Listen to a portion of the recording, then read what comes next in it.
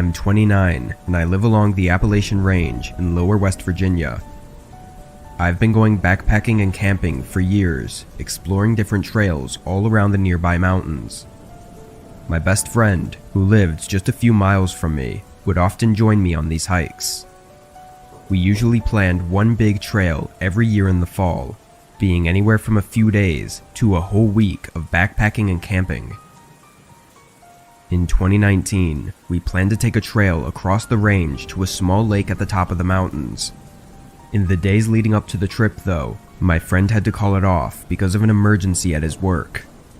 I'd already taken the whole week off of work and had everything ready to go, so I decided to just go alone.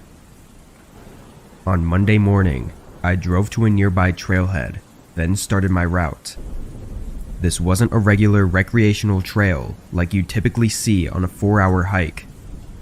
These backpacking trails didn't have defined paths, so you have to use maps, compasses, and landmarks to navigate where you're going. Typically there's a large landmark in the distance, like a specific rock formation that you hike toward, and when you get there you can see your next landmark, and so on. I spent the first 2 days hiking toward a ridge in the mountains. When it got dark on the second day, I set up camp several hours from reaching the ridge. I pitched the tent and got a fire going, then heated up some of the food I brought in my bag. The sun had already set, and it was around 8 o'clock when I laid in my tent to rest and read. I left the fire going, planning to put it out before actually sleeping. 20 minutes into reading, and through the fire crackling outside, I heard the strong sound of a stick snapping right behind my tent. I jolted up. My first thought was a black bear, possibly having smelled the food I cooked earlier. I didn't hear anything else though. I crawled out of the tent and shined a flashlight into the tree line behind my tent. Nothing. I called out aggressively to scare away any predators, but again, there were no sounds of anything running away. It was really strange because the stick snapping was very distinct, definitely being from something stepping on it. I stayed outside the tent for a while, looking around constantly, before putting out the fire and going inside. I found it really hard to sleep that night because I was so focused on listening for more sounds. In the morning, I was almost surprised to have even slept through the night. I packed my tent and everything else at the campsite, then continued along until I reached the ridge. From there, it was a straight shot to the lake. I was moving fast, trying to get there before dark so I wouldn't have to move my campsite again the next day. I arrived with about an hour to spare before sunset. The lake was beautiful, very much worth the hike. I walked around it, enjoying the scenery, then pitched the tent and set up my camp on the tree line beside the lake. As I sat by the fire, I kept turning around, hearing soft noises somewhere between the trees behind me. I figured I was just being paranoid, but it was really creepy. It almost sounded exactly like footsteps, but I knew nobody would be out here. I would have seen their tent when I walked around the lake. It was too dark at this point to see anything further than a few feet, so looking around wasn't an option anymore. An hour later, I got in my tent and laid down. Every few minutes, I would hear footsteps again. They were barely too quiet for me to tell for sure what they were though. Eventually, I got so tired that I fell asleep. And what I think was only an hour after I fell asleep, I woke up to the sound of someone running away from my tent. I jolted up and grabbed my flashlight, rushing out of the tent and looking in the direction of the footsteps. I saw the bare back of them running away in the distance. My heart was beating rapidly. I looked down and saw footprints all around my tent like they had been walking around me and searching the campsite.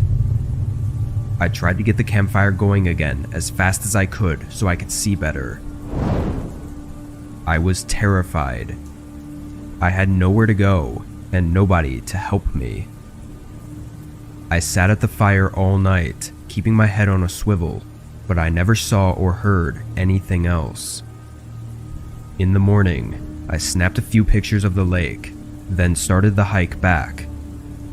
I had planned to stay for a whole day. I wasn't comfortable anymore, feeling like I was being followed. I was able to make it back without any more trouble, thankfully. But along my journey, I began noticing several things missing from my backpack. Small things like food, a few tools, etc., but I always had my bag with me. Even today, I wonder if whoever had been outside my tent that one night had actually snuck inside and stole from my bag while I was asleep. Even the thought of it makes my whole body shiver.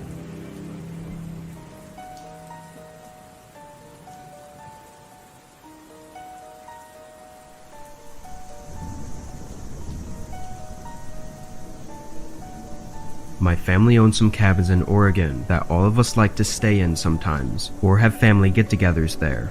But for this trip, I was going solo. I had just turned 20 and had never been camping alone, and I figured camping somewhere near the cabins would be perfect in case something were to happen. I drove an hour there, then walked 30 minutes down a trail that led to the cabin I would be staying by. As I walked up to it, I noticed one of the windows was missing. There was no glass on the ground. It looked like the entire window had just been taken out, which was a very unexpected thing to see. I didn't plan on entering the cabin, but I had brought the key for emergencies, and this felt like something I should investigate. But I was even more confused when the door opened without me unlocking it. I walked in, and right away it was obvious that the place had been broken into. There were muddy footprints all over the floors, and some more expensive stuff was missing. It was unfortunate to see, but there was no way of knowing how long ago it all happened. From what I knew, it had been months since anyone was at the cabins, and even then, they may not have even come to this cabin. I tried to lock up the place as best I could, and set out to find a spot to camp. I had no service, but I didn't feel it was absolutely necessary to let my family know right away, or even to call the police yet. I walked 30 minutes down the hill from the cabin and found a flat enough spot to set up. Rain started pouring down, and being new to this, it took me a couple hours to get everything set up the right way. Already being soaked, I sat outside on a nearby log under a tree and started eating some prepackaged food, when out of nowhere, I started hearing someone talking. I immediately spotted a man walking behind me. He was drenched, walking up the hill toward the direction of the cabin, and didn't seem to have noticed me. The way he was speaking was really weird because it made no sense, and he was obviously talking to himself. Soon, he walked out of sight, but something about seeing that gave me chills.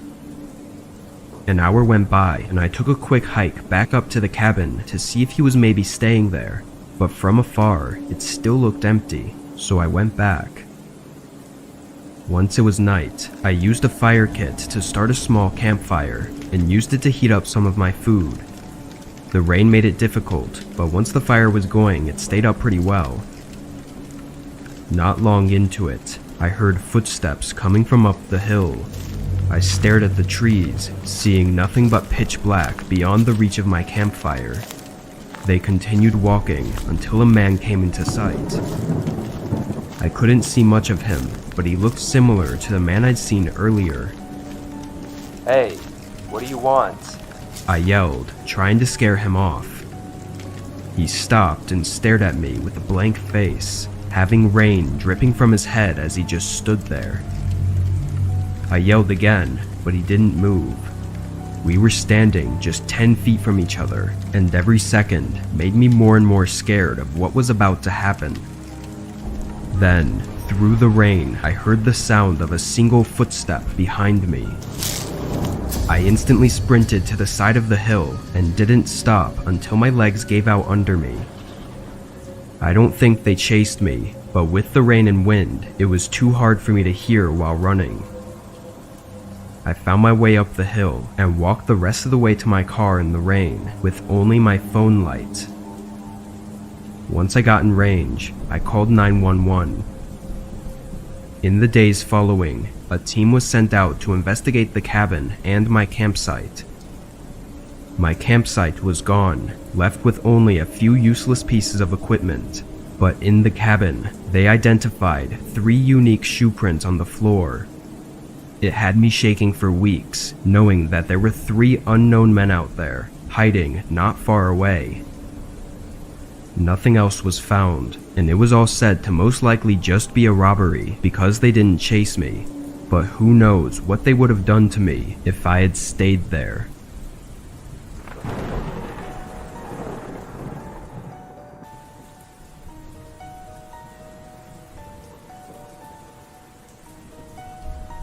I do a lot of small camping adventures throughout the year.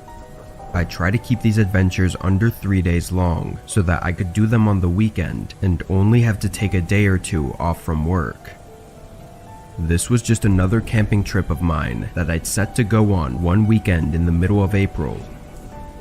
My plan, so to speak, was to hike an estimated 5 hours up to a small lake and set my camp right next to it, then stay a few nights before going back. On the morning of, I drove out there and started the hike at 8 a.m. This lake didn't have any trails leading to it, which was part of the reason I chose to hike there.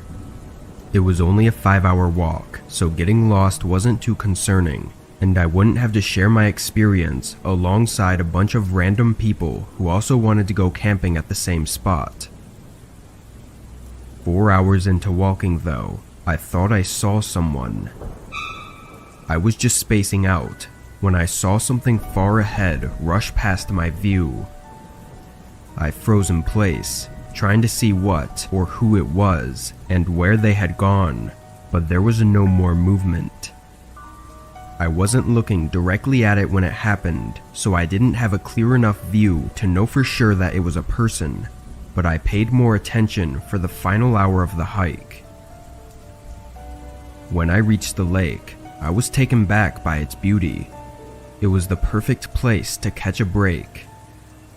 I didn't spend long finding a spot to set up camp, being in the trees just off to the side of the lake. Almost as soon as I did though, I saw someone. This time for sure. They were on the other side of the lake, walking around by the trees. They had no backpack or anything. They were just walking. I looked around for their campsite, but didn't see anything at all. After a minute, they walked into the forest and didn't come back. This definitely put me in a slightly nervous mood, knowing someone else was out here at a remote lake, and making me wonder if I really did see a person before while I was walking. I chose to spend the rest of the evening at my campsite, and come nightfall, I started up a fire. I kept it small to not draw too much attention.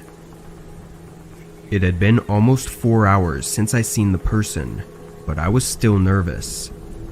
I heated up some food and ate, then took a book out to pass the time. I got through a few pages, but I couldn't ignore this feeling like I was being watched. I knew it had to be my brain being paranoid because of earlier, but after a few minutes, I couldn't even get myself to read anymore.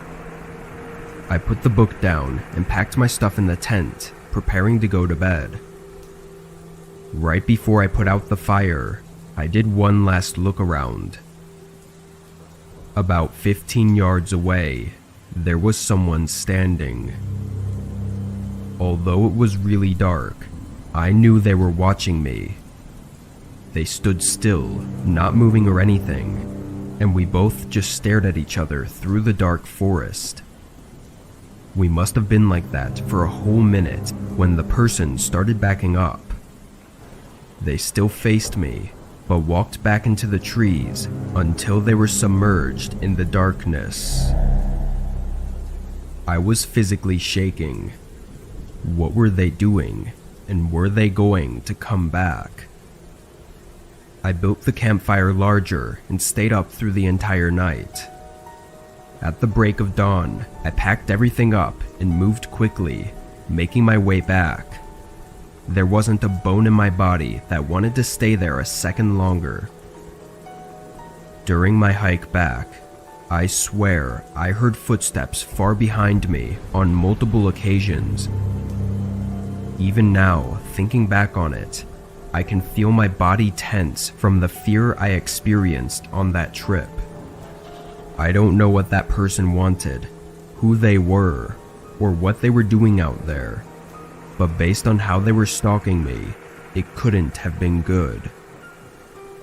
If I had stayed there another night, or had gone to bed in the tent, I'm almost positive I wouldn't be here today.